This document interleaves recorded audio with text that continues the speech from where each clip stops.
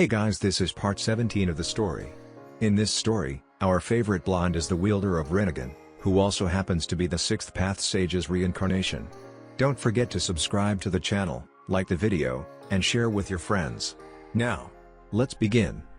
Kakuzu and Hidan watched in wonder as a purple sphere completely surrounded Fu. The ground was slight shaking and the winds were rustling through the plain field. Suddenly the whole sphere turned pitch black and large beam of energy was shot into the sky. That can't be good, Kakuzu thought as he shielded his face from the scorching winds that Fu's transformation was releasing. Roar. A massive roar was heard from inside the sphere. Both Akatsuki members flinched when they felt a massive shockwave that made the earth shake.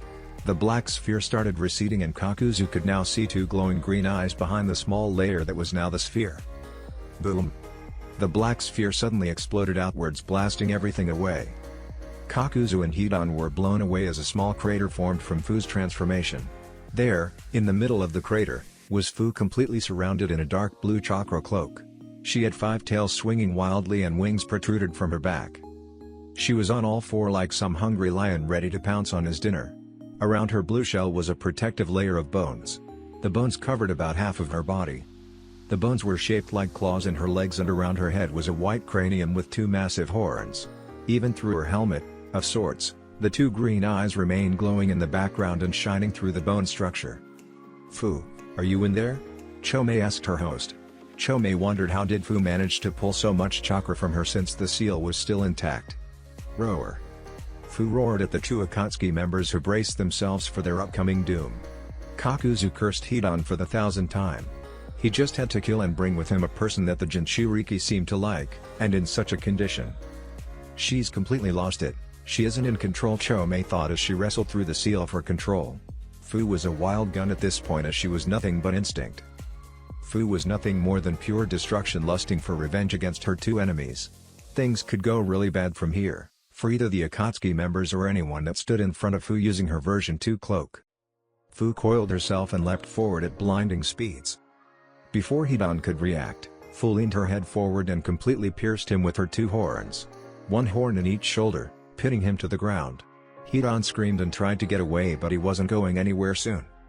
Kakuzu quickly rushed his teammate and tried to kick Fu away, only to be swatted away by one of her tails, like some bothersome fly. Hidan was panicking and having flashbacks of his life as Fu. Removed her horns and secured Hidan to the ground using her tails. Hidan screamed as Fu opened her mouth and purple chakra started gathering in her mouth just inches away from Hidan's face. Hidan screamed in fear for the first time in his life as he watched the tailed beast bomb increase in size right in front of him. Kaden, Zukaku no Jutsu, Kakuzu said, and fired a powerful fireball towards Fu. The fireball collided with Fu but got only white smoke. She didn't even bother to turn towards Kakuzu. She had just one target in her mind right now, and he was right where she wanted him. The purple ball stopped growing, and with a small shockwave it compressed to the size of marbles. Fu roared and the small was sent forward, breaking through Hidan's teeth and entering his mouth. Before Hidan could process what happened, he swallowed the chakra ball. Hidan didn't have time to scream as the chakra ball exploded, lighting everything up. Suten, Mizurappa, Kakuzu said, and unleashed water towards the site of the explosion to try and salvage what would remain on his partner. Suddenly a shockwave rocked through the ground and a crater formed. Chunks of Hidan's body were blasted away from the epicenter. An arm here, a leg over there, his head not too far away, and his torso nowhere to be seen. It was completely obliterated. Kakuzu had his eyes widened at the state of his partner. Hidan was supposed to be immortal and indestructible. He had increased regeneration that allowed any wound to heal in a matter of seconds. But now, he wasn't so sure of his immortality. Kakuzu focused his eyes on his target. From inside the smoke, the same 2 green eyes were seen glowing. Fu started walking out of the crater as her state became more and more visible. She didn't suffer any damage from any of Kakuzu's attack or for being in the site of the explosion. The only problem this time was a 6th tail that had just been formed. Kakuzu had sweat rolling down his face as he noticed the predicament he was in.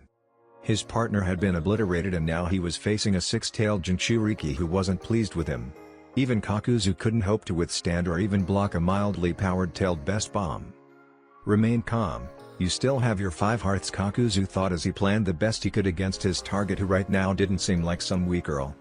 Oi, Kakuzu, Hidan screamed and Kakuzu's eyes widened. Kakuzu slowly turned to his right to see Hidan's head screaming towards him. Why you're still alive?" Kakuzu stuttered, looking at the state of his partner. "I can't die, you bastard," Hidan shouted, slowly regenerating. He had already regained his vocal cords as his neck was already reformed. "Stitch my arms and legs back together while I heal," Hidan said, and Kakuzu got to do just that. He had his four masks keep Fu busy while he stitched what remained of Hidan back together. Hidan's head was on the ground with 2 legs and half of his arm. Kakuzu watched in amazement as Hidan's neck was growing downwards. Suddenly the neck expanded and started forming the shoulder as it connected to the chunk of the surviving half of his arm, while the other arm was being rebuilt from nothing. Since the pieces were stitched, they just fell into their place, so to speak. Roar. Fu wasn't happy that her victim survived her attack. Fu roared and all of the masks were blasted back. Kakuzu turned his attention towards Fu, who was running towards him. Fu raised one of her paws and slammed it on the ground, making a huge shock wave that pushed everything away. Kakuzu flew back while Hidan just tumbled through the ground as he was still healing. Futon, Atsugai, the light blue mask, sent a compressed air ball towards Fu. The ball exploded on impact and Fu was sent tumbling through the ground and crashed into a tree.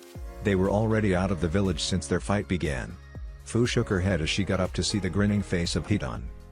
"I can't die, bitch," Hidan shouted at her while laughing maniacally. Hidan raised his scythe and brought it down as hard as he could. Clang. The scythe collided with her defensive bones. Hidan's scythe didn't even scratch her defenses. Fu swinged one of her tails and Hidan's was thrown backwards. Fu turned her attention towards Kakuzu, who was standing still with his masks around him. 2 masks on each side with him in the middle. Kaden, Kari Udan Suten, Sui Udan Doden, Dori Udan Fuuten, Fury Udan Raten, Rari Udan. Each mask charged and unleashed its own version of the elemental dragon. The 5 elemental dragons rose into the sky, coiling themselves together. The wind dragon powered the fire dragon. The water dragon powered up the lightning dragon. The dragons roared and blurred towards Fu, who couldn't dodge in time. Boom! A big explosion was felt and Kakuzu smirked, knowing that not even Fu could escape that combination without suffering any damage. He had to thank Senju Naruto for showing him the lightning dragon all those years ago. Maybe he could thank him in person if he ever got the task to capturing the 9 tails. The smoke started clearing and Fu was struggling to get up. All of the bones were cracked and some even gone. Even with her chakra-reinforced blue shell, anyone could burn marks from the explosion. "Hidan now!" Kakuzu shouted as Hidan appeared next to Fu and brought his scythe down right on her burned parts. Hidan chose the burned chunks because it was where Fu was more fragile. Fu was able to dodge slightly and avoid being completely pierced by his scythe, but Hidan managed to cut her deep enough to draw blood. Hidan laughed as he jumped back. He brought his scythe to his mouth and licked the small amount of blood there was on the tips of his weapon. Slowly but surely, Hidan's skin started turning pitch black with white drawing of his bones. Hidan cut open his wrist and let blood flow out into the ground. Hidan drew a triangle inside a circle and stepped into the middle of both. Hidan took out a spear and shouted for Yujashin Sama and pierced right through his chest, puncturing his right lung and nearly missing his heart. Roar! Fu roared in pain as he dropped to the ground and writhed in pain. She roared as she tried to stand back up, but to no avail. Fu started losing her cloak as the bones disintegrated into dust and her tail started receding. "Oh lord, the pain, it feels good," Hidan said as he took pleasure in the pain coursing through his body. In the meantime, Fu's version 2 cloak completely dissipated, leaving her cloak transparent. Anyone could see the horrible state she was in. A large hole in her shoulder that was sizzling as Chomei's chakra focused solely on it. Her skin was blood red, meaning that it had been completely burned off. Suddenly the whole cloak vanished and Fu was left on the ground panting and barely conscious. "I'm an idiot, why did I lose myself?" Fu thought to herself. She gave into her anger and could have gone on a rampage, destroying everything, even her village. "What a mess," Kakuzu said, looking at the battlefield. Everything in a 100-meter radius was gone and replaced with nothing but death. There was no plant life, no nothing. There was nothing but destruction. "Why you?" Fu started saying, making Kakuzu turn to her. "Why you have made a grave mistake," Fu said, chuckling weakly, slowly opening her eyes. "You are all gonna die," Fu said, making Kakuzu raise an eyebrow. "And what mistake would that be?" Kakuzu asked, amused, and decided to hear her explanation. "You should have knocked me out when you had the chance," Fu shouted, and faster than anyone could reacted, she took out a 3-pronged kunai from her pouch and stabbed it on the ground in front of her. Fu almost buried the kunai to the hilt from the speed and power she put behind it. Kakuzu's eyes widened when he recognized the kunai.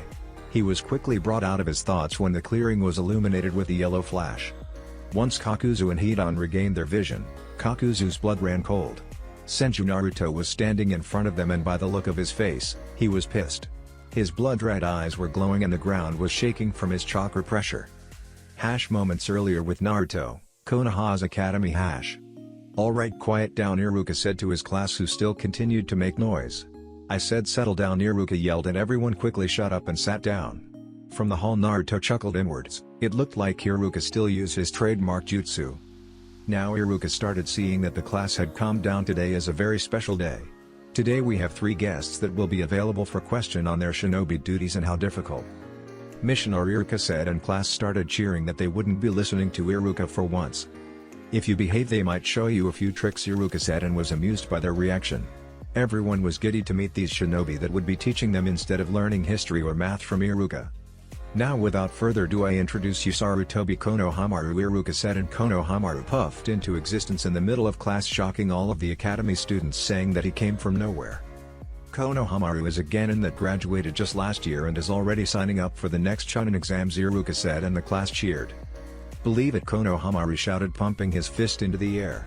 "He's kinda cute," Hanabi thought to herself, suppressing a blush. "That bastard stole my line," Naruto thought towards Konohamaru, considering putting him in at Tsukuyomi as punishment. "Next we have Senju Naruto," Iruka said, and the whole class gasped as Naruto appeared in a yellow flash near Konohamaru. The girls all had stars in her eyes seeing the gorgeous face of Naruto, while boys glared at him. After all, Naruto was good-looking, strong and famous. As you all know, Naruto-kun here is a Chunin, the head of the Senju clan and grandson of our Hokage, Iruka explained, and Naruto nodded. "And finally we have our final guest. Hatake Kakashi," Iruka said, and waited, and waited. 5 minutes had passed and there was no smoke and no door opening. "I'll right back," Naruto said, sighing, and vanished in a yellow flash. Iruka sighed, knowing that Kakashi still had his nasty habits.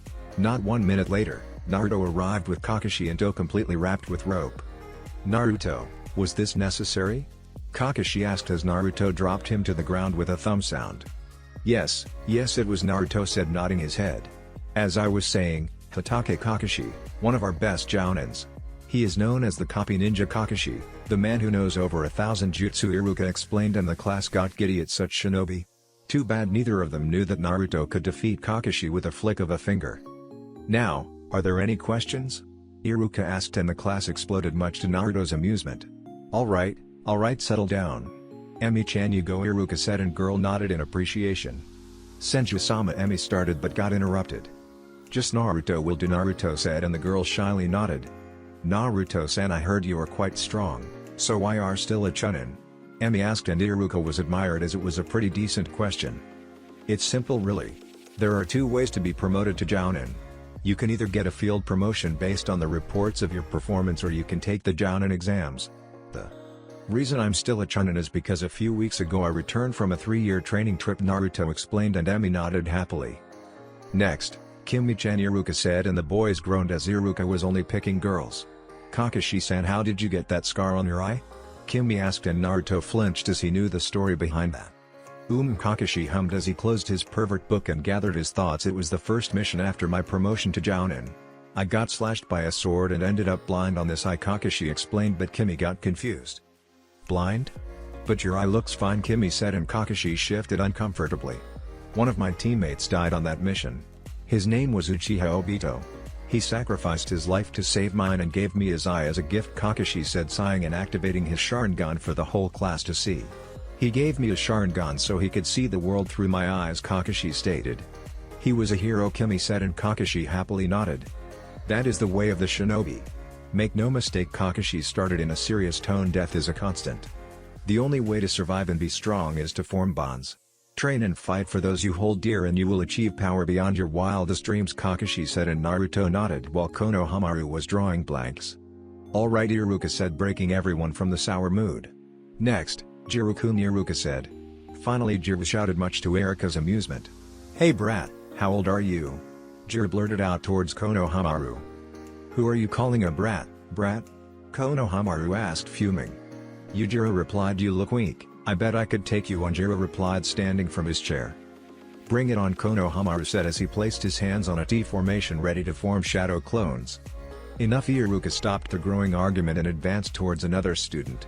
Hanabi, can you up here? Iruka said, and Hanabi nodded. So she's Hinata-chan younger sister. They kinda look alike.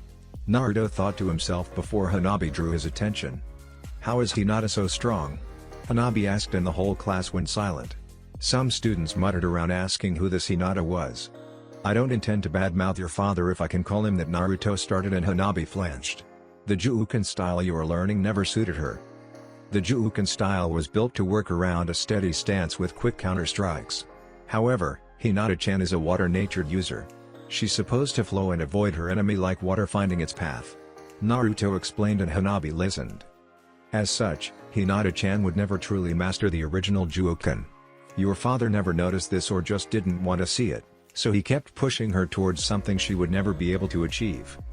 With each failure, Hiyashi grew angrier at her until he was finally sick of it and expelled Hinata from the clan, Naruto said, and the class gasped, turning to Hanabi, who shrunk in her seat. You asked me how she is so strong, Naruto said, gathering his thoughts. She was always strong to begin with. She had very high potential but was being limited by your father's strict rules. Once we began training together, and with a bit of incentive and compliments, she found her way and built herself to all she is today, Naruto replied, smiling. He really loves her, Kakashi replied, looking towards his little brother. You should swing by the Senju compound, she would be happy to see you, Naruto said, and Hanabi could only nod. Excuse me, Hisao interrupted and gathered the attention of everyone. Who is this Hinata? Hisao asked. That would be Hyuga Hinata, Hanabi's older sister and my girlfriend, Naruto explained inside when he heard the pouts from some girls. I think I know a way to rid them of their fangirl ways, Naruto thought to himself as he flared his chakra. Why did you flare your chakra, Naruto? Kakashi asked, confused, but Naruto waved him off. A few seconds later, everyone felt chakra usage and they could see water swirling in the middle of the room. Hinata had just arrived via water sunshine. You called Naruto-kun? Hinata asked in a soft voice. She was wearing a white medic garb that ended up just below her knees. The coat was buttoned up and looked like it might burst open from her bust. She had her hair trapped in a long ponytail. Naruto brought his hand to his nose as he didn't expect her to look so hot in a simple medic outfit. You like it, Naruto-kun? Hinata cutely asked, bringing a finger to her chin. Thumb. Naruto dropped to the ground like a sack of potatoes with blood running from his nose. Hinata giggled and crouched to pick her boyfriend up when Naruto awakened and grabbed her. He leaned up and whispered, save that outfit for later, and Hinata blushed but quickly let it go as they were in front of kids. Naruto cleared his throat and the blood on his nose and turned to face the class once again. Now I would like to introduce you to Hyuga Hinata, my girlfriend, Naruto said, and the boys had stars in their eyes. Now girls, look carefully at her, Naruto said, and Hinata raised an eyebrow at what he was doing. She didn't exactly like being on the spotlight. Isn't she gorgeous? Naruto rhetorically asked, and the class could only nod. Even Kakashi, Iruka and Konohamaru nodded. Now, what if I told you that she can give the Hokage a run for her money, Naruto said, and the class had their eyes widened. This girl of 17 was stronger than the Hokage? She's the living proof that you can dedicate your life to being a shinobi while still being beautiful, Naruto said, pecking the cheek on his girlfriend. Naruto looked backwards and Iruka sent him a thankful nod, seeing as Naruto tried to get rid of the fangirls. He's right, Nei-chan is so pretty, Hanabi thought as she decided she would definitely get to know her better. She was everything Hanabi wanted to be, strong and beautiful. Thank you for participating, Hinata-chan, Naruto said, and Hinata was in a pickle. Naruto had basically flaunted her to these kids like a piece of meat, but she knew he intended to bring these girls out of their ways so she would forgive him. See at home, Naruto-kun, Hinata said, and disappeared in a water sunshine. Now, next question, Iruka said, and the class raised their arms once against. Kyo-chan, Iruka said, and the girl squealed loudly. Dear Kami, Kakashi thought when he started hearing a small ringing in his ears. That girl would put Sakura to shame, Iruka thought sadly. Sakura was the first one to go. Can I touch your fan? Kyo asked, but Naruto frowned. This fan is very special. Konohamaru suddenly walked up to Kakashi. Looks like Naruto is the center of the attention, Konohamaru whispered while Kakashi only nodded, not that he minded much. He didn't care much for glory, but neither did Naruto. And it belonged to my grandfather Uchiha Madara. Naruto finished his explanation as to why Mayo couldn't touch the fan without dying, but he took it out, showed it to everybody. Next, Isamu-kun, Iruka said, and the kid nodded and faced Naruto once again, who sighed. Do you really have the Kyuubi trapped inside of you? Isamu asked, and silence followed his question. I have, but why do you ask? Naruto asked, curious. How can he fit in there? Don't you get a tummy ache? Isamu asked curious and Naruto laughed. They are naive but funny, Naruto thought before a wild thought occurred in his mind. He wouldn't, Kurama thought as he noticed the face his host had. He is. Kurama thought as he noticed Naruto bit his finger and slam his hand on the ground. Kushios no Jutsu, Kyubi no Yoko, Naruto said, slamming his hand on the ground. Chibified version, Naruto added in afterthought as the smoke disappeared to reveal a small nine-tailed fox. Kurama was on the outside world and nothing bigger than a bunny. I'm not amused, Kurama stated as Naruto picked him up and placed him on top of his head. Class, meet the Kyubi, Naruto said, and the girls squealed at how adorable the little fox looked. Kakashi was just amused as to how Naruto treated a fox that could wipe out their village in less than a minute. You see, he doesn't take up much space, Naruto said amused, and Kurama started growling much. In the end the fox was just yipping away. Next, Ichigo-kun, Iruka said, and an orange-haired boy nodded. What's the name of your most powerful jutsu? Ichigo asked towards the three shinobi in front of them. Rasengan Konohamaru said, making a blue ball of chakra appear in his hand. That would be my Reikiri, Kakashi replied as his hand sparkled with chakra. My strongest purely offensive jutsu would be Raiten, Raijin no Ken, Naruto stated. Susanoo was considered more of a shield than weapon, not that it didn't pack quite a punch. And the Rinnegan he wanted to keep a secret for as long as he could. Can you show us? Ichigo asked, and Kakashi paled. Better not unless you want to turn the village into a crater, Kakashi quickly replied as to not give ideas to Naruto, who grinned. Alright, next question, Yuki-chan, Iruka said, and the girl nodded, standing up. What can you tell us of Uchiha Madara? Yuki asked, and everyone raised an eyebrow. I can tell you that he was bastard for controlling me, and if I see him again I'm gonna eat him, the Chibi-Kyubi growled. Easy there, Kyubi-kun, Naruto said, making Kurama glare at him. I don't know much about the man since I never met him, Naruto started. I suppose I can tell them a few things that Tosan told me, Naruto thought. For starters, he was a proud man. He was never ashamed of flaunting either his clan name or the superiority of the Sharingan. You can say that he was arrogant, but he could easily back up his words with his power, Naruto said before another thought occurred to him. Though I don't quite understand why he was called Konoha's greatest traitor. The only thing I know he did was leaving the village.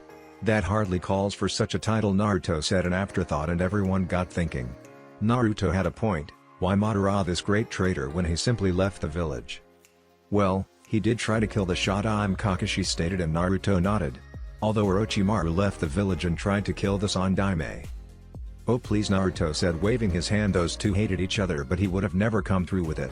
I heard he was big softy on the inside, Naruto said, and Kakashi had his eyes widened.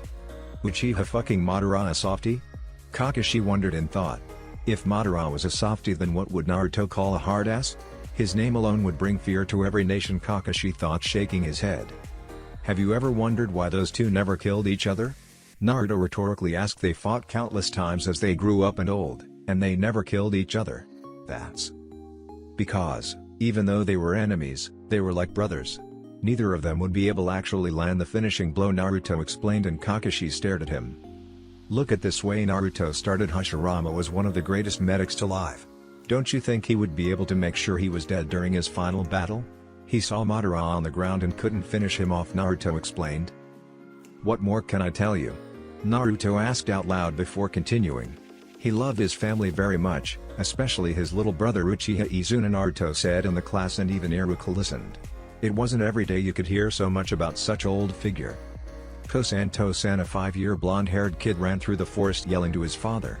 Minato-kun, Madara said as Minato stopped near his father.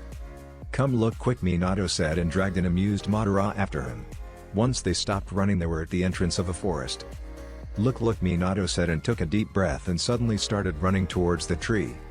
As Minato arrived near the tree, he placed his right foot on it, sticking himself to the bark. He then continued running all the way up the tree, reaching the top. I finally did it, Minato shouted from the top of the tree. I can see that, Madara said, amused at cheerful attitude of his son, and you only took a few days. If you keep this going you'll be strong as your old man in no time, Madara said as Minato jumped down and landed in front of him. Really? Minato asked hopefully. Of course, Madara said, ruffling Minato's wild hair. You are my son after all, Madara said, and both left towards their home where Hanako was preparing dinner. Tosan? Minato asked his father while they were walking home. Madara turned to Minato and motioned him to go on. Do you know why Kasan is sick? Minato asked slowly. "There's nothing for you to worry about, Minato-kun," Madara said, laughing. "Let's just say your mother is cooking your little brother," Madara said, amused when Minato jumped into the air at the prospect of a little brother. Minato didn't have many friends as they lived quite a distance away from the nearby town. "Really?" Minato asked hopefully, and Madara nodded. "What's his name?" Minato asked, curious about his little brother-to-be. "Since Hanako-chan named you, I'll be the one naming your brother. He's going to be called Izuna, in memory of my own little brother," Madara said sadly. "That bastard of my brother took out his own eyes and gave them to me," Madara thought angrily at the memory of losing his brother. Madara told him that he could still fight even when he was blinded by an enemy. Madara sighed and removed the dark thoughts of his mind, and continued making their way home. "Ka-san," Minato called out. Hanako turned to see both Madara and Minato arriving. She was surprised when Minato rushed her and looked towards the food pan on the oven. "When is Izuna-kun finished cooking?" Minato asked, and Hanako faltered for a moment before turning to an amused Madara. "And there isn't much I can tell you about him," Naruto said, although he didn't them about this particular episode as it would reveal Minato's identity. "Alright, next." Iruka didn't manage to finish as Naruto's head snapped upwards as if he felt something. "Something's wrong. Fu just activated her marker." "Kakashi, let Ba-chan know where I'm going," Naruto said, and vanished in a yellow flash. Kakashi hummed and thought he never did say where he was going, did he? Kakashi asked. Hash back with Fu hash. Loop Bleach OST, 9 enemy unseen. The ground was shaking as both Akatsuki members were frozen, staring at the escalating chakra of Naruto. He was pissed that the Akatsuki would dare to try and take another Baiju, even more that this Baiju was sealed inside a friend. Naruto was sick of this Toby fellow, and then, Kakuzu and this silver guy tried to take Fu. This would be their last mistake. Naruto had just declared open season on Akatsuki and he would personally reduce them all to ashes. Naruto didn't even spare the Akatsuki members a glance as he turned his back to them and crouched near Fu. Naruto's eyes flashed silver. "Naraka path," Naruto muttered, placing 2 fingers on Fu's forehead. Naruto's fingers glowed green and Fu's skin started regenerating quickly. Her shoulder's wound closed almost immediately. Those eyes, Chome thought, in fear, to herself deep behind her cage. This human had her father's eyes. She never thought she would ever see those eyes again, and, to be fair, it scared her to no end. Those eyes had no limit, they could do anything the wielder so wished. They were called eyes of the gods for a reason, they held no limit. What? Fu asked as she felt revitalized in under a few seconds. "How did you do this?" Fu asked curiously as she got up and turned to both Akatsuki members who had their eyes widened. "I'll tell you later," Naruto said and turned around, coming face to face with Hidan and Kakuzu. "Now I have a couple of worms to deal with," Naruto said darkly as a small smile made its way up his face. Kurama could feel Naruto's emotions, his thrill for battle. "Ah ha ha ha ha," Hidan laughed as he regained his wits and pointed his scythe towards Naruto. "Who's this pathetic mortal? Do you really think you can take us both on?" Hidan rhetorically asked. "Shut up, you fool," Kakuzu yelled toward his partner. "He is Senju Naruto, the Konoha no Raijin. The Shinobi no Kami. An S-ranked shinobi with a fully on-site order, but above all," Kakuzu said, narrowing his eyes at his new opponent Uchiha. "Madara's Eren Jinchuriki of the Kyubi no Yoko," Kakuzu said as a bead of sweat rolled down his face. "Great," Hidan replied. "We get to take 2 Jinchurikis instead of 1. We can kill 2 rabbits with 1 stone," Hidan laughed. "He still doesn't grasp the severity of the predicament we are in," Kakuzu thought to himself. He still remembers the battle he had with Naruto 3 years ago. Even though Kakuzu was weaker by using the body doubles, he still lost, and 3 years of training could do so much. And now Naruto was standing in front of him, patiently waiting, stoically looking at him. It scared him to no end. "Hidan," Kakuzu said as he gathered his partner's attention. "We are leaving," Kakuzu said and got ready to leave. "What?" Hidan screamed in outrage. "You heard what Leader Sama said. He's beyond the strength of any of us," Kakuzu said towards his annoying partner. "That fool seemed to have a death wish. They are running away just because Naruto shows up?" Fu thought to herself, wondering just how powerful Naruto was to scare them off. "You won't be getting anywhere," Naruto said as a very large purple barrier rose from all sides of the battlefield. "You didn't think I was just sitting here still, did you?" Naruto rhetorically asked, smirking at the panicking face of Kakuzu. He trapped himself with both of them, Fu thought, shocked with Naruto's boldness. Was he so arrogant that he thought he could take them both on? Or was he confident in his power? Deep inside Fu, Chome was completely focused on the battle. If this person could really wield the Rinnegan, then the Akatsuki were no match for him. Enough, Hidan shouted as he rushed Naruto head-on. Let's kill the bastard, Hidan said as he jumped high in the air and swinged down his scythe. Hidan, Stu-oop, Kakuzu yelled, but to no avail as his partner charged Naruto. Hidan's scythe came down in a diagonal arc. Naruto ducked and let the scythe pass safely above his head. The scythe buried itself on the ground. Naruto swatted Hidan's hand away from the scythe and brought his knee to his stomach. Hidan's eyes popped out and he buckled in pain. Naruto caught Hidan's neck and raised him into the air with a single hand. "Do you want to dance?" Naruto asked with his Sharingan glowing. Hidan was writhing in pain. He tried to make Naruto release his hand around his neck, but he couldn't. Naruto's grip was too firm. Hidan just stayed there, slowly choking to death, except he couldn't die. "You are either very brave or very foolish," Naruto said, laughing at Hidan's predicament. Naruto turned his attention to Kakuzu, but the man was frozen in place and could only look as Naruto slowly choked his partner. Interesting, Naruto thought as he looked towards Hidan. The man was not dying. Naruto shifted his attention towards the necklace Hidan carried. It was a hollow circle with a triangle inside. "I've seen that before," Naruto thought to himself. "Careful, Naruto!" Fu yelled from outside the barrier. "Chome says that one is immortal," Fu yelled, and Naruto raised an eyebrow looking intently at Hidan.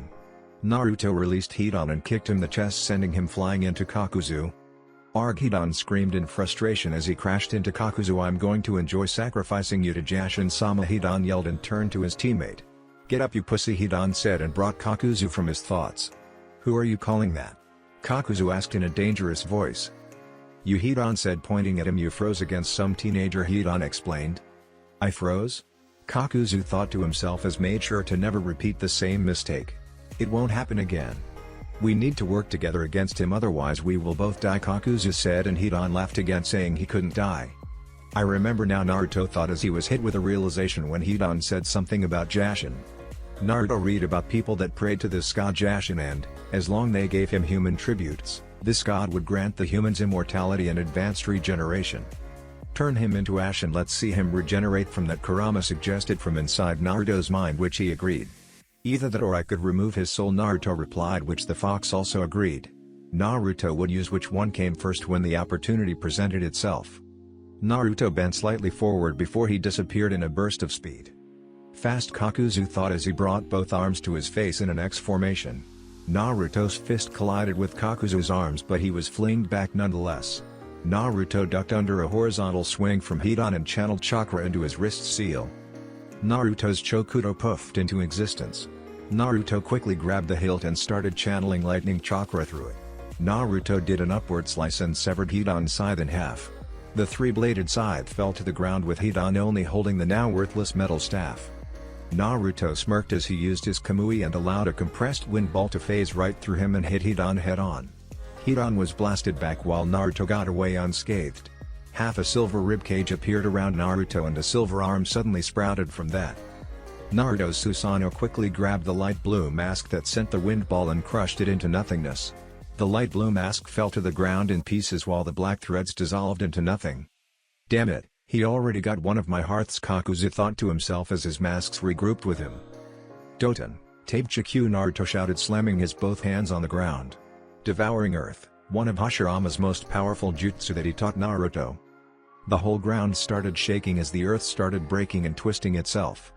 The ground beneath Kakuzu and his masks exploded as several huge jaws of earth rose from the ground to devour him. Kakuzu jumped to sides and up as both he and his masks did their best to avoid being swallowed. Naruto did the jutsu and turned to Hidan. That earth jutsu should keep Kakuzu busy long enough while he dealt with Hidan. Naruto turned towards Hidan and rushed him head-on. Hidan pulled his retractable metal spear and parried as best as he could Naruto's blows. Hidan took use of his immortality and allowed Naruto to strike him. Naruto performed a downward slash, giving Hidan a large gash on his chest. Hidan took advantage of Naruto's blade being almost on the ground and brought his spear high into the air. He brought it down as fast as he could, only to phase right through Naruto and bury itself on the ground. Naruto kicked Hidan on the shoulder and he was sent tumbling through the ground. Hidan got up and looked towards Naruto, who had both hands on the ground. A golden chain sprouted from the ground near Hidan's foot. Hidan quickly sidestepped it and backflipped when another one came from the opposite direction. While Hidan was busy dogging chains, one of Naruto's clones that was powering the barrier saw a mask incoming. Since Naruto's clone had the Rinnegan active, they shared their field of vision, giving Naruto 360 degrees of vision around the battlefield. Naruto channeled chakra the fen on his back. Gunned by barrier technique, Naruto thought, and a silvery, Susanoo-like shield appeared around Naruto, blocking a lightning bolt. Naruto rose, picking up his fan and, with a quick turn, slammed his fan into the yellow mask and sent her towards Kakuzu. Time to end this, Naruto thought as he channeled more chakra into the earth. The ground shook and 10 chains sprouted all at once. Hidan didn't manage to avoid them all and ended snared to the ground on his knees. Kakuzu, Naruto shouted towards his enemy as he stopped his earth jutsu and allowed Kakuzu to look at him.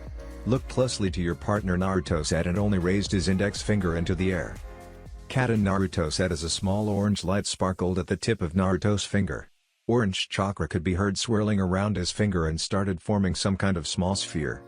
Gon Rasengan, Naruto said, and suddenly the ball of chakra expanded, turning almost black with the edges gaining an orange and red hue, forming a ring of flames. It was like Naruto had a mini sun at the tip of his finger.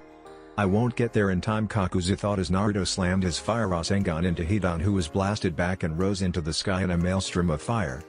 Hidan screamed as he was being teared apart, limb by limb, until finally being reduced to nothing more than ashes. Naruto shielded his face from the fire tornado in the air. Suddenly the maelstrom of fire ended and there was nothing left.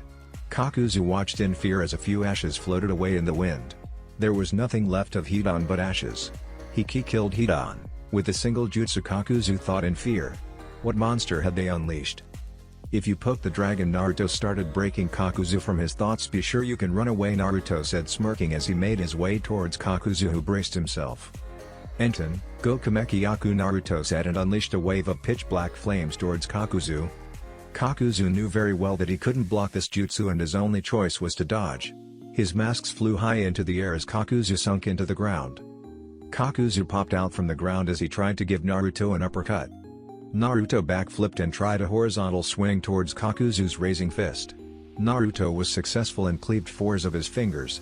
Kakuzu groaned in pain and jumped back, regrouping with his 3 remaining masks. Kakuzu and his masks gathered their chakra and unleashed the elemental dragons. They were Kakuzu's most powerful attack that, when combined, it almost surpassed S-rank level. Naruto smiled and simply raised his hand facing the incoming dragons. Deva Path, Naruto said as he shifted into his Rinnegan. Shinra Tensei, Naruto said, and released a shock wave that collided with the dragons and easily dispelled the technique. Everything was blown backwards, the elemental dragons, the masks, and even Kakuzu. Kakuzu spat blood to the ground and shakily got up, only to take a step back when he looked into Naruto's eyes. The Rinnegan, it cannot be, he has the same eyes as Leader Sama, Kakuzu thought as with heart going a mile a minute until a realization hit him. The girl was right. We are all dead, man walking, Kakuzu thought to himself, chuckling and accepting his fate. Several chains shot from the ground, snaring everyone to the ground. The masks were squirming and trying to get free, but to no avail. To think you had the Rinnegan, Kakuzu chuckled as he tried to raise his head and meet Naruto in the eye. Naruto wasn't tired or even injured. All of this was a mistake. He truly is beyond any of us, Kakuzu thought as he watched Naruto extend his right hand forward, with the palm facing upwards. Juriata, Naruto said as purple chakra started swirling in his hand. Moments later a small pitch-black sphere formed on his palm. Around the sphere, series of white rings started appearing, orbiting the black sphere. The rings started aligning themselves into a one disc-like shape around the orb. It seemed that Naruto had a black planet in his hand with planetary rings around it, either that or a black hole. Rasenringu, Naruto said, and didn't even need to throw the sphere. The new Rasengan simply levitated from his hand and flew with high speeds towards the pinned-down Kakuzu and his masks. Kakuzu watched in wonder, the last thing he would see. As the orb arrived near the enemy, it suddenly expanded in a maelstrom of blackness. The Rasengan expanded and started absorbing and pulling everything towards the center. It really was like a black hole, swallowing everything in his reach. The black hole kept swirling and dragging the masks that tried to fly away. Kakuzu was long gone inside the sphere of doom. The wind was swirling towards the black hole in the middle of the clearing. Rocks and trees were ripped out from the ground due to the attractive force, and lost within it. Nothing within 10 meters range from the black hole could ever hope to escape it. Amazing Fu thought watching the jutsu Naruto had unleashed. She had never seen such jutsu on her life that she wondered if that was ninjutsu to begin with. Once the 3 masks had been pulled, the black dome started expanding, eating up part of the terrain and almost tripling in size. Suddenly, like a flash before anyone's eyes, the black dome imploded and disappeared, leaving nothing behind but a crater that it had created. "Two down," Naruto said as he dispelled his clones and the barrier around the field was dropped. Naruto approached Fu, who hit her jaw on the ground at Naruto's display of power. "I should have called you sooner," Fu muttered. "Yes," Naruto said, nodding his head. "You should have. I spent the last 3 years preparing myself for them," Naruto said, and watched as Fu slowly walked up to Shibuki's body and fall to her knees crying. "I guess he was important to you," Naruto softly said, placing a hand on her shoulder. He was the only one that liked me," Fu sobbed at the loss of her only friend in this village.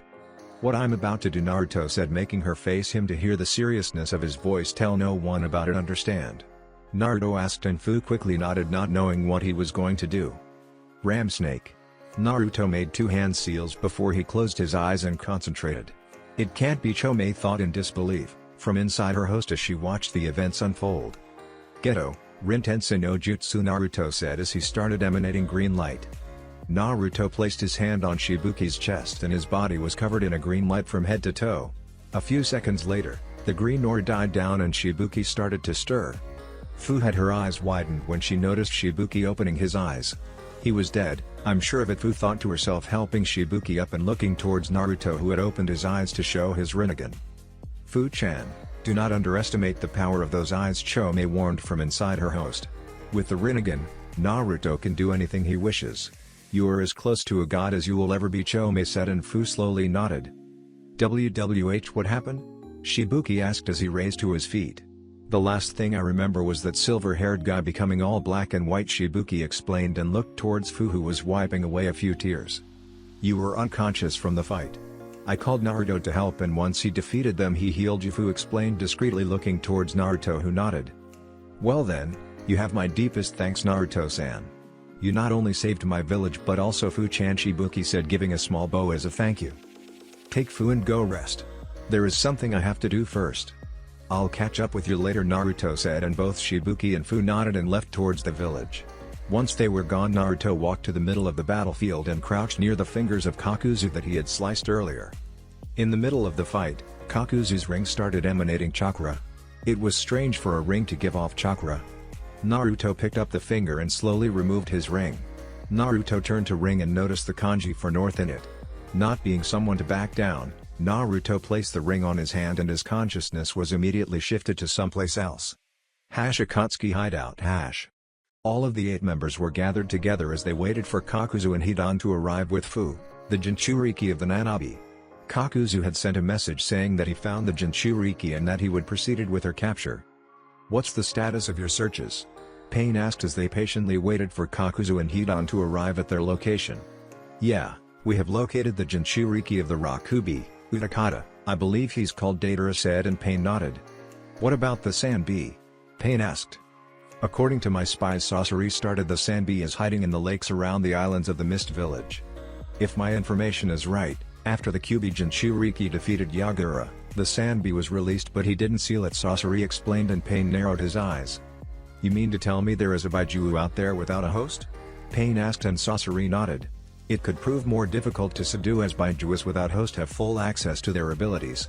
"Interesting," Kisame commented. "Who's the new Mizukage?" Kisame asked, curious. Mei Terumi was named the 5th Mizukage shortly after Yagura's defeat, Sasori replied, and Kisame frowned. "They won't seal the Sanbi then. The Kyuubi brat left the Sanbi without a host for a reason and most likely Mei agreed to it. The turtle won't be sealed," Kisame explained. "It matters not. I'll capture it myself if need be," Pain said, and turned towards Itachi. "What about the Gobi and Ibi?" Pain asked, and Itachi simply opened his eyes to reveal his blood-red Sharingan. "Both of Iwa's Jinka Arikis have Sanin travel rights. They are loyal to their villages but don't have a fixed location. We have the Ibi's location but the Gobi still eludes us," Itachi stoically replied. "Zetsu, work on tracking down the Gobi," Pain ordered. "Yes, Leader Sama," Zetsu replied. In the meantime, Itachi and Kisame will proceed with Ibi's capture. Datara and Sasori will proceed with Utakata's capture," Pain ordered, and both parties nodded. "Ga," Kisame shouted. "What's taking them so long?" Kisame asked as he was bored out of his mind. Pain's eye twitched as he was also tired of waiting for them to deliver. "Zetsu," Pain called out. "Yes, Leader Sama," the white Zetsu replied. "Go find out why they are taking so long, will you?" Pain said in a bored tone. "Yes, Lead." They will not be coming. Everyone flinched at the new voice. All Akatsuki members shifted their attention from Zetsu and towards the newcomer who was standing in the place of Kakuzu. The new holographic image had long blonde, waist-length, spiky hair with fangs that framed his face and partially covered his right eye. He also had 3 distinctive whiskers marks on each cheek. On his back he had a wide fan with 3 blood-red tomos on each side. It had a long handle with bandages wrapped around the base. The main part of the weapon was light brown with the edges being black. "Let's talk," Naruto said, smirking with his Sharingan glowing and looking at the shocked faces of every Akatsuki member. Now. Naruto was standing in front of his supposed hunters. Everyone looked shocked at the presence of the Kyuubi Jinchuriki, although the stoic Uchiha Itachi couldn't help but manage a small smile. They were all holograms with the exception of Tobi and some plant-like creature. "Welcome, Naruto-kun," Itachi said quietly, chuckling. So quiet that if it weren't from the petrified faces of everyone, no one would have heard it. "I've got to say," Naruto started carefully looking at every single member of the Akatsuki, keeping in mind to remember every detail he could. He looked around and saw that every single person adorned the traditional Akatsuki cloak, black cloak with red clouds. Beginning at this right, he spotted someone who was arched down. Naruto couldn't see much of him as he had his face covered with a face mask, similar to Kakashi in fact. Behind his body he had a tail menacingly waving. It was a long mechanical, scorpion-like tail. Next to him was a blonde man. He had slanted blue eyes and very long blonde hair which he wore drawn into a half ponytail with the rest hanging down freely. The bang hanging over his left eye. He also had mouths in each of the palms of his hands that seemed to freak Naruto. Naruto quickly realized who this was from his appearance. He was Datara the Bomber, S-rank nukeman from Iwa. Standing next to Datara was a person Naruto knew all too well. Said person was Tobi, whose only visible Sharingan eye was narrowing at Naruto. Naruto could feel his hatred for the blonde and Tobi was watching him very carefully. Tobi only shivered as he looked at the smirking face of Naruto. Everything about him screamed Uchiha Madara. His posture, his appearance, and the way he fought. If it weren't for their different personalities they could pass for twins. Naruto continued looking around and near Tobi was something. He had 2 large Venus flytrap-like extensions that envelop his head and upper body, giving him a plant-like appearance. Said extensions were slightly opened at the top, revealing what seemed to be a head of a person. Although this head was half black and half white, split perfectly in the middle. He had short green hair and yellow eyes. Naruto repressed a shiver after seeing the weird things Akatsuki had but continued. Naruto looked towards the remaining members standing in front of him. There were 2 members that he already fought and knew well. Hoshigaki Kisame, nukeman of the Mist Village, wielder of the Seimata, and Uchiha Itachi, nukeman from the Leaf Village and master of the Sharingan bloodline. Nothing new there, so Naruto turned his attention to the last 2 members. He was surprised to see a female in such group but observed her as well. This woman had blue hair, amber-colored eyes, lavender eyeshadow, and a labret piercing. Although everyone seemed shocked to see Naruto appearing in the middle of the cave, she had a neutral face. Naruto shifted his attention to the last member of the group. The last member stood in the middle of the cave. He had spiky orange hair and bore 6 piercings, a metal bar through each ear, 3 studs through the side of its upper nose, and 1 spike stud on each end of the bottom lip. He also wore a metal headband with the scratched symbol of Ame. The thing that caught Naruto's attention was his eyes, silver eyes with several concentric rings around his pupil. The Rinnegan, Naruto thought to himself, narrowing his eyes at what he inferred to be the leader of the group. "This is bad," Naruto. Kurama called the attention to his partner. Naruto made a mental acknowledgement. "Look carefully to where you are standing," Kurama said, and Naruto raised an eyebrow but looked down all the same. He and everyone else of the Akatsuki were standing on top of big fingers. Naruto carefully observed where these fingers were connected and saw that it were hands. Naruto jumped down from the finger and stood in the middle of the cave, facing every member and getting a good look at this statue. It was some kind of earthen-colored humanoid entity with most of its body looking decayed. It had 9 eyes, although the eyes were all closed for some reason. Its back also has a number of spike-like protrusions. The statue hands were also chained together. "Is this the Geto Mazo?" Naruto asked, shocked that this statue was summoned. But Naruto wasn't wrong. He could feel the statue, something that only someone with the Rinnegan could do. "This is bad, very bad," Naruto thought, pondering what to do with the things he learned. "What do you plan to do?" Kurama asked, also concerned. There was only one reason to summon the Geto Mazo from its resting place in the moon. And that reason was to awaken the 10 tails. "Let's take things slow. I planned on getting as much information as I could, but I never expected a Rinnegan user in the ghetto Mazo. Let's see how things work out, Naruto thought before gathering his thoughts. He couldn't look surprised or worried about the events, he had to be seen as someone strong and undisturbed by the revelations. This is a nice setup, Naruto said out loud, breaking the stupor of every member. The rings allows anyone to shift the consciousness onto the destination and even give these illusions the ability to channel chakra to some degree, Naruto said, looking intently at Pain's eyes. Sharingan boring into the Rinnegan. Where are Kakuzu and Hidan? Pain asked, narrowing his eyes at his prey. I don't know where Kakuzu went, but I believe I saw a few ashes of Hidan flying around, Naruto said, chuckling while Pain's anger exploded. You will pay for that, QB, Pain stated, but Naruto didn't seem much affected by it. You've got some balls, brat, Kisame said, chuckling. Why, thank you, but I don't swing that way, Naruto said, smiling, making Kisame scowl. So I take it you are the leader of the Akatsuki, having the Rinnegan and all, Naruto said, making Tobi narrow his eyes at him.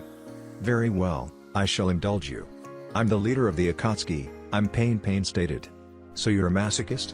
Naruto asked as Pain's eyes twitched and Kisame bursted out laughing. Leave it to Naruto to make fun of S-ranked shinobi after him. I wonder what Konan-chan would say?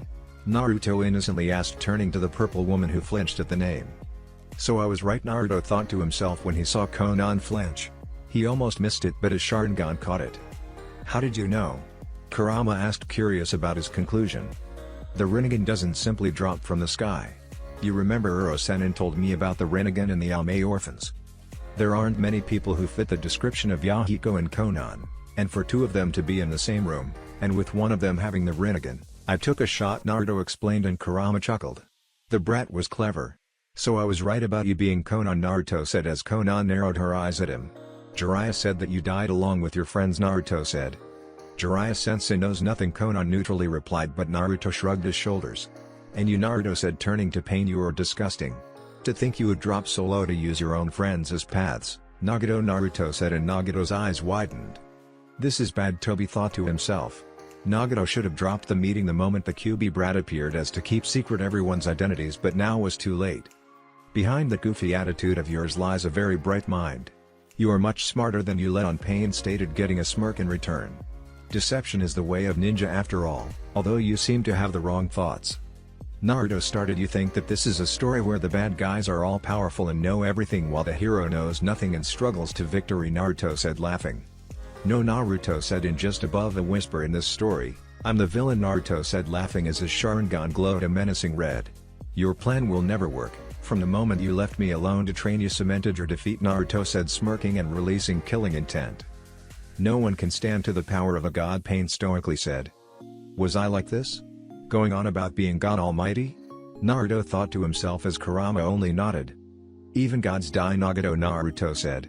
Although I'm curious about what your plans. Why do you want the Baijuu for? Naruto asked, playing the ignorant role. With the power of the Baijuu, I'll create a weapon that would destroy every nation. With it, no one would ever dare to attack one another. With this weapon, under my rule, there will be peace. A never-ending peace with no bloodshed, no wars and no hate, Pain said, and Naruto was surprised to see that he wanted peace. Peace through fear is nothing more than an illusion, Naruto seriously said, his goofy attitude gone. After all, the Rikadu did ask for any descendant to try and achieve peace, and Naruto would do his best. Through fear and pain this peace will last, Pain said with confidence. No, it won't. You will cage people and eventually their animal side will come out, Naruto explained. It doesn't matter in the end, as you will never be able to finish this weapon, Naruto said. Once you experience true pain you will understand why this world is doomed without a god to watch over it, Pain said, and Naruto turned him off. You will understand it, so Naruto was saying, but quickly shut up and turned to the plant-like thing on the room. This chakra, that thing has two completely separate chakra signatures. Naruto said, focusing his Sharingan at Zetsu. Tobi watched silently as Naruto observed Zetsu.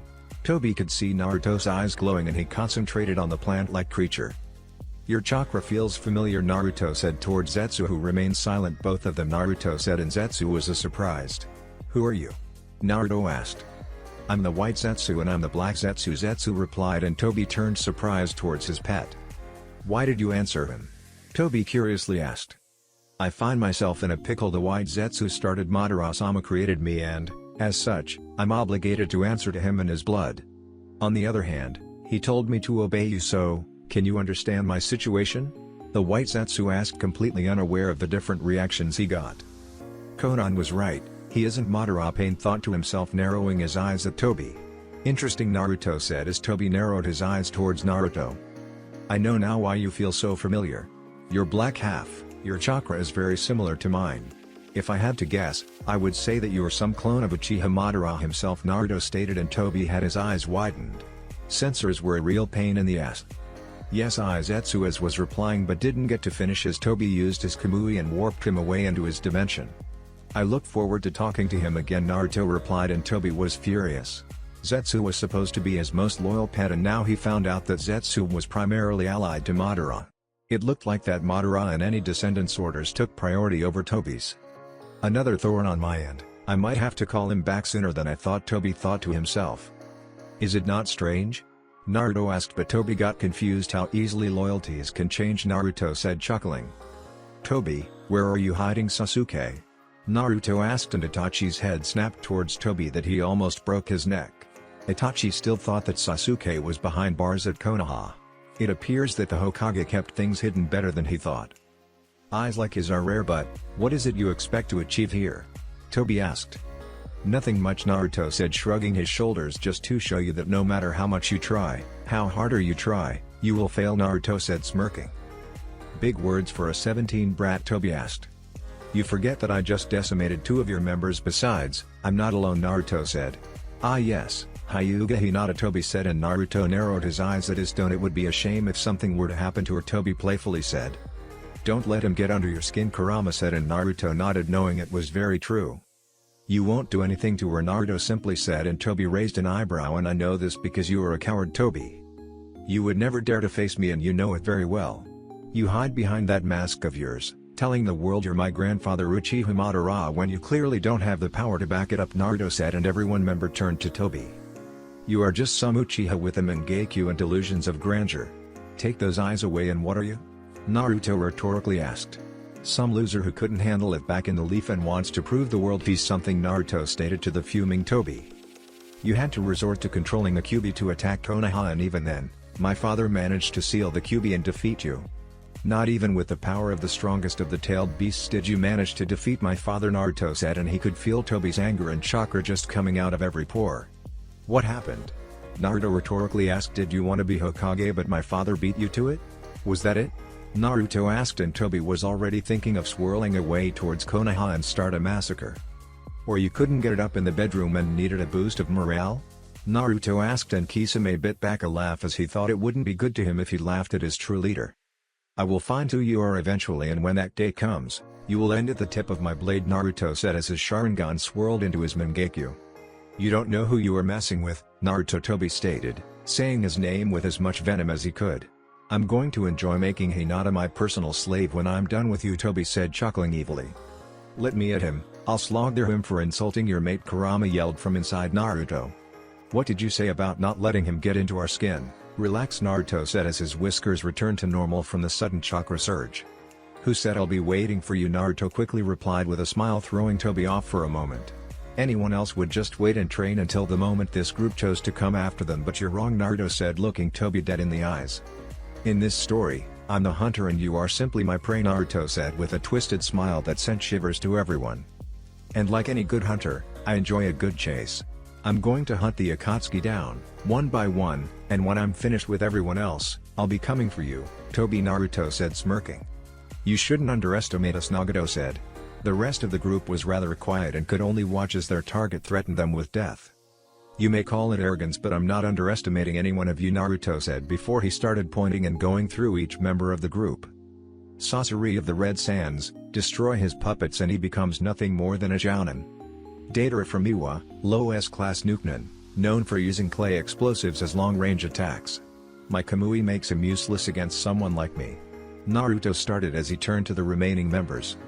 Kisame the Tailless by Juu, take away your Saimata and your power decreases exponentially, Naruto said, and Kisame scoffed. Uchiha Itachi, prodigy of the Uchiha clan, very skilled in genjutsu and fire ninjutsu. However, almost blind from overusing the Mangekyo, Naruto said, but Itachi remained silent. From Zetsu I got the feeling that he wasn't really the fighting type, Naruto said and continued on. Toby, Take your Kamui away and you're pathetic, Naruto said. Conan. According to Jiraiya, you have some control over paper and origami techniques. Simple paper will melt before my fire techniques, Naruto said, but Conan remained silent. And finally Nagato, wielder of the Rinnegan. You're a coward just like Toby. While he hides behind his mask, you choose to hide behind your paths. Too scared to come into the battlefield yourself? Naruto asked, but Nagato remained silent. You see, when I say that I'm not overconfident or arrogant. I know everything about you while you know nothing about my true power or abilities, Naruto said and turned to Toby. I know you saw what I did back in Kiri. I could feel your presence the moment I entered the village. I could feel you watching me from the Mizukage Tower. If you think that was all I could do, you are sorely mistaken. That wasn't even half of my true power, Naruto said, but Toby remained silent. I'm stronger than Hashirama and even Madara were back in their primes, Naruto explained. Why don't I give you a preview? Naruto rhetorically asked, smirking while everyone tensed. If you are coming after me, you should know the difference, Naruto said as his chakra flared and he was surrounded by a small silver layer of chakra. Even inside the small cave a small breeze flew by. Small rocks started levitating around Naruto as his hair also started to levitate ever so slightly. What's this pressure? Toby wondered as he felt Naruto's chakra starting to increase. No, now, the gap between us. Naruto's chakra suddenly spiked and a small shockwave was felt. The ground cracked and shook as Naruto released more chakra to the point that the air was rustling fiercely. His body was covered in a powerful and bright silver aura. So bright that the Akatsuki couldn't see much but for his eyes, who seemed to glow a dark red. The ground started shaking and the cave started crumbling. His chakra flared even more and chunks of the cave started falling down, exposing what was once a beautiful and sunny day. Suddenly the weather started becoming darker as massive clouds started forming in the sky. The Akatsuki members watched with wonder the amount of chakra being released. Even Kisame, who had the biggest pool of chakra in the Akatsuki, never felt so much chakra being released. Kisame suddenly felt like a small drop of water in a large ocean. Konoha hash.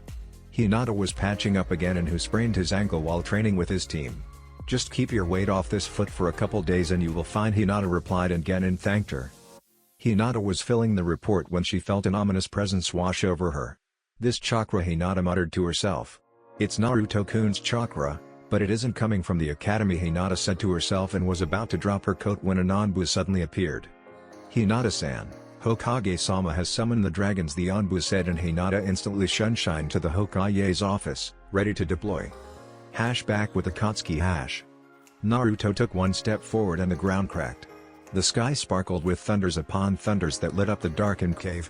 The whole cave started shaking even more and forced every Akatsuki member to drop from the statue. Irk, the statue screamed as it brought his hands to his head. The Gedomazo suddenly got up into his feet and howled into the sky. This is bad, very bad, Nagato thought to himself, wondering what kind of monster had they awakened. This is not possible, the Gedomazo is reacting to his chakra, Toby thought, worried. If the statue should ever slip from their grasp, it would be over before it even began. Naruto flared his chakra even more. Trees and chunks of rock were blasted away from the ground due to the wind. Naruto's eyes glowed a menacing red as he looked towards the sky. The clouds suddenly shifted ever so slightly, revealing a small glimpse of the moon. Arg, the statue screamed and nature itself seemed to be scared. Everything started withering away and even the moon started gaining a small red hue with black markings. Enough, Nagato shut him down. Toby yelled for Nagato to sever the connection of the rings. If things continued on, the Gedomazo could sync with Naruto, which would put a wrench in their plans even further. Nagato did just that and closed Kakuzu's ring. Naruto's illusion suddenly disappeared, but it didn't go alone. The sudden end caused a chakra backslash. A massive shockwave destroyed everything. The trees were uprooted, huge chunks of rock were blasted black, and even the Gedomazo was sent tumbling through the ground. What am I going to do with him? Toby muttered to himself as he warped away, and every one of the Akatsuki was gone from the meeting, knowing full well that they were nothing more than prey, with a hunter on their trail. Back in Taki hash. Naruto opened his eyes to see that he was back on the battlefield back in Taki. Naruto sighed to everything he learned. He raised his right hand into the air and watched as Kakuzu's ring slowly started disintegrating into dust until there was nothing left. What do you plan to do now? Kurama asked. They learned very useful things about the Akatsuki. They knew their plan, their members, their strengths and even weakness. We have to tread carefully, I can't afford to make a wrong move. How long do you think it would take to seal a Baizhu inside the statue? Naruto asked. Hard to say, it would depend on Nagato's mastery of the Rinnegan, Kurama replied. Though I have a question, how do you know that pain is a path and not simply Yahiko using Nagato's eyes? Kurama asked, wondering if Naruto made a good call. He had piercings of the chakra metal that can only be created with the Rinnegan, Naruto replied, and Kurama nodded in understanding. He can use the outer path if he's using dead bodies, Naruto stated, and Kurama nodded. He might be using bodies for every other path. And it doesn't matter how many paths we destroy unless we find the real one, Naruto mused in thought, considering what to do about the leader of the Akatsuki. Naruto was surprised when he turned around, only to on the receiving end of a slap. Urged, Naruto groaned as he fell into the ground. What were you thinking? Hinata asked, yelling at her boyfriend. Sorry, Naruto could only reply. Kakashi was next to you, why didn't you bring him with you? Hinata asked, fuming as her careless boyfriend. You took on 2 Akatsuki members alone and without backup. What if you were injured and unable to escape? Hinata said with her eyes watering. I'm sorry if worried you, Naruto said, getting up and hugging Hinata. It happened so fast that I didn't think about taking Kakashi with me, Naruto quickly replied. Fine, I'll let you off the hook this time. But next time you'll be sleeping on the couch. Do you hear me, mister? Hinata warned. Yes dear, Naruto replied with his head down. Whipped, Minato said, making Naruto narrow his eyes at him. What are you doing here? Naruto asked as he looked towards the dragons, with the exception of Tobirama, who was still in Kiri. After you left, Kakashi-kun went to explain what happened to Tsunade and she sent us as backup. I teleported everyone to your mark, Minato replied, and Naruto nodded. I could feel your chakra all the way in Konoha, Hinata said, but Naruto just shrugged his shoulders. I was just giving a preview of my power to Tobi and the Akatsuki's leader, Naruto replied, and everyone was shocked. You met him? Mito asked, and Naruto nodded. You won't believe this, but he's Nagato, the wielder of the Rinnegan that Jiraiya trained and thought was dead, Naruto replied, and everyone was shocked. A wielder of a Rinnegan was behind the most powerful organization around. This could spell trouble. I'll tell you everything later on. Right now I need to check up on Fu and Shibuki, Naruto explained, and the dragons got ready to leave as they weren't needed after all. Who did you fight? Hashirama asked, curious. The battlefield was a mess with craters everywhere. Hidan the Immortal and Kakuzu with the 5 hearts, Naruto explained as Hashirama had his eyes widened. So Kakuzu was still alive and kicking? Hashirama asked, and Naruto nodded. You better make it up for worrying me, Hinata huffed, and Naruto chuckled. I will, Naruto replied, pecking her cheek as everyone disappeared in a flash, leaving Naruto alone in the battlefield. #Kikage's tower hash. So that's it, Fu asked Shibuki, who held his head down in shame. The moment I become more trouble than I'm worth, they just get rid of me? Fu asked, saddened by the fact that today would be her last day on the village. I'm sorry, Fu-chan. You know that I love you like a daughter, but there is nothing I can do to overrule our council. I don't have the same power as the other Kiges do with their villages, Shibuki reasoned, but Fu huffed. Knock knock. Come in, Shibuki said, and in entered Naruto, who had returned from his meeting with the Akatsuki. The moment Naruto came inside, he felt the tension floating around. Am I interrupting? Naruto slowly asked. Fu looked pissed, and Naruto didn't want to deal with another pissed off female, especially if she was a Jinchuriki. Not at all, Shibuki replied, motioning Naruto to come in. Let me thank you again for saving Fu and our village, Shibuki said with a small bow. Not at all. I would do anything for my sister, Naruto replied, looking at Fu, who had her eyes widened. Sister? Fu softly asked. Of course. I think of the Jinchurikis as my brothers and sisters. Very few people tolerate our kind, and even fewer actually like us, Naruto explained, rubbing the back of his head. Oof. Naruto groaned as Fu tackled him with a hug. Thank you, Fu whispered, hugging Naruto tightly. For everything, Fu said, letting go and wiping her moist eyes. I will always be there for you, Naruto said with a smile. Fu-ne-chan, Naruto jokingly said, making Fu playfully hit him in the arm. Actually, I have another favor I wanted to ask you, Naruto-sama, Shibuki replied, making Naruto look at him funny. I know that you don't like honorifics, but you deserve it. Even Kiges like me show respect to some, Shibuki said, and Naruto shook his head, chuckling. What do you need? Naruto asked, making Fu tense. The council has banished Fu from the village, Shibuki replied, and quickly squirmed in his chair. What? Naruto screamed in outrage, flaring his chakra. The Anbu would have tried to jump in, but they were frozen in place. I can't do anything, Shibuki quickly replied.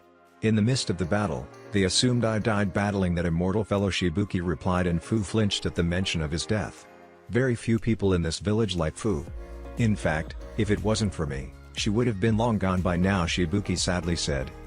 In my absence the council banished Fu from the village, Shibuki said, making Naruto fume. They don't think having a Jinchuriki is worth it, not with them being hunted down, Shibuki said. So you are just throwing her at the wolves? Naruto angrily asked. You have to understand the council's point of view. They only care for the village's best interests, Shibuki started explaining. We don't have the military force of one of the great nations. A single member of the Akatsuki killed almost 10% of our military force. We don't have the resources to fight the group should they ever send anyone else, Shibuki explained. Even so, she's one of you, Naruto replied. That is why I ask you for this favor, Shibuki said, looking at Fu. She won't stand a chance against this group. And now alone and without the support of a village, Shibuki said, looking Naruto dead in the eyes. I want Konoha to take Fu in and make her a leaf shinobi, Shibuki said, and Fu's eyes widened. You are a crafty old man, I give you that, Naruto replied, chuckling. I try my best, thank you, Shibuki playfully replied. Hello, Fu said, waving her hands. Can someone fill me in? You keep talking as if I'm not even here, Fu replied. Since you were banished, Taki has given up ownership of Chomei. As such, you are able to join any village you wish without any repercussion, either be it economical or military, Naruto explained, and Fu was shocked. To put it simply, you can do what you want, Naruto explained. Maybe this won't be so bad. At least I won't have to deal with these ignorant, Fu thought happily for the first time today. This is where I come in, Naruto said, breaking Fu from her thoughts. If you wish, you can join Konoha and become a leaf shinobi, Naruto explained. Are you sure? Fu asked, a little bit worried. Won't they hate me? And what about the Akatsuki? Fu quickly asked, but Naruto waved her off. For starters, they won't hate you. I already took care of that. Besides, no one will know your burden, Naruto said, and Fu happily nodded. Your concern about the Akatsuki is unnecessary.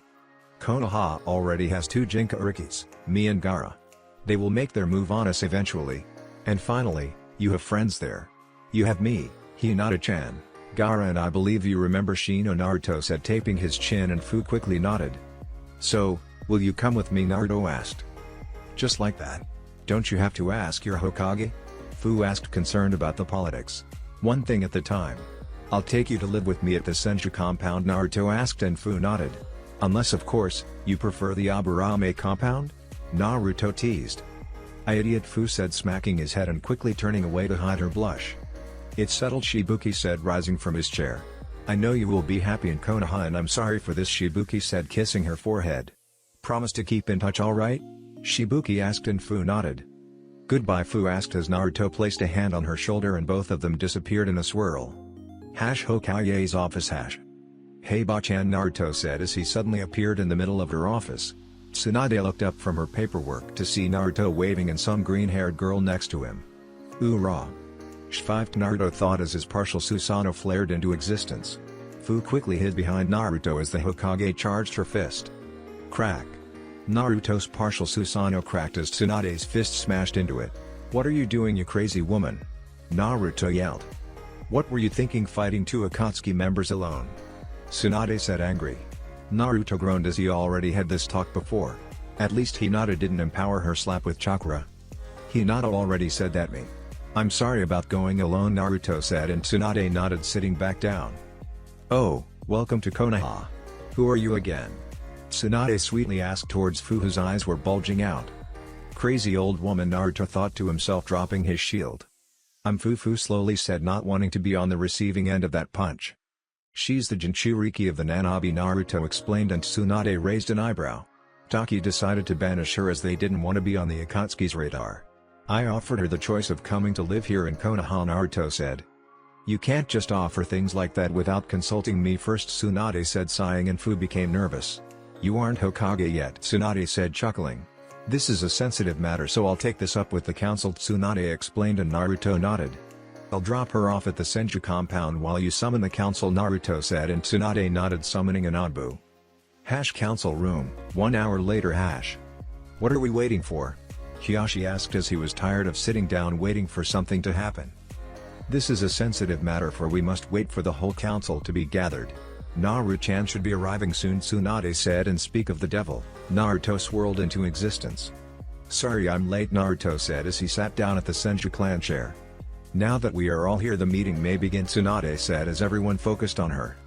We are here today to decide if we should allow Fu The Jinchuriki of the Nanabi to become a Konoha shinobi, Tsunade said, and got many reactions. Some were indifferent, others suspicious, and some shocked.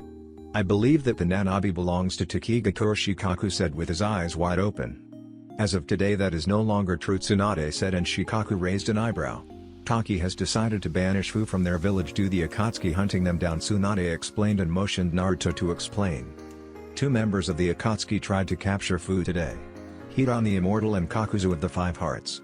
Since Fu had my Hiroshin kunai, she called for my help and I was able to kill them both, Naruto said, and Shikaku's jaw dropped.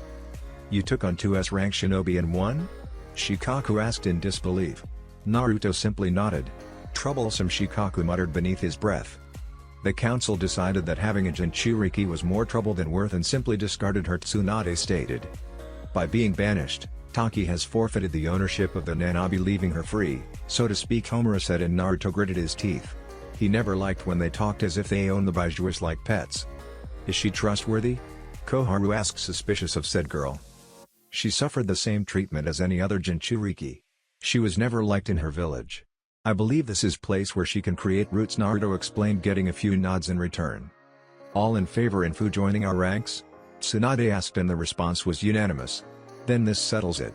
Fu is now a proud jounin of Konoha, Tsunade said, and Naruto smiled. Naruto was about to swirl away when all of the council heard a chuckle. Danzo was chuckling. The heaven must be falling for that bastard to laugh. I've got to say, Danzo started opening his single visible eye.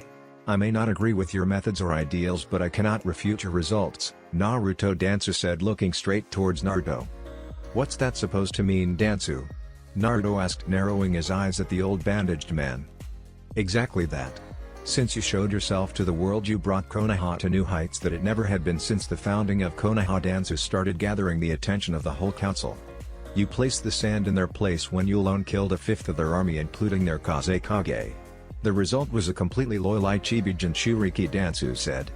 You know very well that I only meant to protect Konoha, Naruto coldly said. Be that as it may, I cannot argue with the results, Danzo said, chuckling once again. Then came the mist where you alone slaughtered almost 2,000 shinobi and defeated Yagura. The Sanbi Jinchuriki. That allowed us a complete alliance with Kiri, to the point that even if this alliance was to end, they would never think of striking Konoha, not with you still around, Danzo explained, and Naruto gritted his teeth. You make it sound as if they are our allies out of fear, Naruto replied. He didn't like where this conversation was going. Fear is the ultimate weapon, Danzo said a bit louder. Something you use very well, to the point you do it almost unconsciously. I felt your chakra all the way from Taki. I know just how strong you really are, Naruto, Danzo stated, but Naruto remained silent. And finally, you took on 2 S-ranked shinobi and defeated them on your own. You gave a crippling strike to the Akatsuki, but above all, this has gained us something more. As yet again, you got us another loyal and trained Jinchuriki, Danzo said. You make it so that I'm conquering the world piece by piece, Naruto asked in disbelief. You may not want to believe it, but when the Akatsuki is gone, his word will be absolute, Danzo said, smirking. I don't want to rule the world, all I want is peace, Naruto replied, get raised eyebrows from everyone. Peace? Danzo said in disbelief. What foolish ideals you have. There can be no peace. Not in the shinobi world unless there is someone to rule them all, Danzo calmly said. Are you trying to persuade me to conquer the world? Naruto asked, shaking his head in disbelief. And why not? Danzo rhetorically asked. You certainly have the power and mind to do it. With the power the tailed beasts behind you and in your control, the world could be ours, and Danzo was saying but was interrupted. Ours? Naruto asked, and Danzo quieted down instantly. That is what this is all about, isn't it? Naruto rhetorically asked. You don't want peace, you want a throne, Naruto said, and Danzo returned back to his stoic self. To think the teachings of Hashirama and Tobirama were wasted on someone like you, Naruto said with a sneer. You are mistaken. I don't wish for the world, Danzo quickly replied. I only wish for the longevity of Konoha, nothing more, nothing less, Danzo explained, and Naruto raised an eyebrow. That sure wasn't what Naruto got from that. You follow the same foolish ideals of the third, Danzo started. The Hinoishi is nothing more than petty words. The only thing that matters in this world is power. That gives someone meaning, purpose, and the means to achieve what they want, Danzo said. Which is a throne in your case, right? Naruto asked, and Danzo remained silent. My ancestor wanted peace. Not peace through strength or fear, but through love and understanding. Something that you will never understand. "This meeting is over," Naruto said and swirled away. Dansu got up and hit his cane on the ground, disappearing in a poof of smoke. "Did Naruto-san really do all those things?" Choza asked, curious. Shikaku was looking at the ceiling after the whole conversation. Something about both of them was a bit off. Naruto was very focused on achieving this peace while Dansu wanted Naruto on his side, for some reason. "Yes, he did. This meeting's is adjourned," Tsunade said and watched everyone leave. "Damn it, Naruto. You are making too many enemies," Tsunade thought to herself, biting her lip. Senju compound, later that day. "And here we are," Naruto said, opening the wooden door and showing Fu her room. The room itself was simple and pretty much empty. It had a bed, closet, a table and a nightstand with a few drawers. "You are next to Tomari," Naruto said. "It's great, Naruto-kun," Fu said, hugging him. "Thank you for everything you did for me," Fu said, and Naruto nodded. "There is a problem though," Naruto said with a glint in his eyes. "What is it?" Fu asked, confused. "I don't think that this bed is big enough for you and Shino," Naruto said with a straight face. "Get out," Fu yelled and pushed Naruto out of her bedroom, slamming the door shut. Naruto chuckled and made his way towards his room. Squeak. Naruto was broken from his thoughts when he heard a small squeak. He turned around and blinked again. In front of him was Shikamaru, all naked with the exception of his boxers.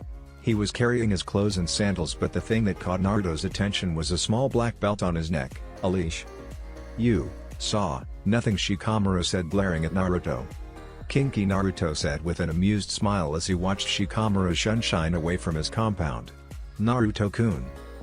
Naruto heard Hinata's voice and turned around only for his jaw to drop. Hinata was standing by their bedroom door with only a white medical garb. The garb ended just below her waist, showing off her long and firm legs.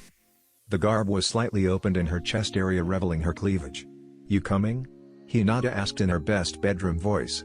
She bit her finger as she repressed a blush. They had never engaged in role-playing before. "Oh, I'm coming." That's it for this video. I hope you all enjoyed the video. Don't forget to like the video, subscribe to the channel, and follow me on my other social media accounts. Anime God here, and I'm signing off.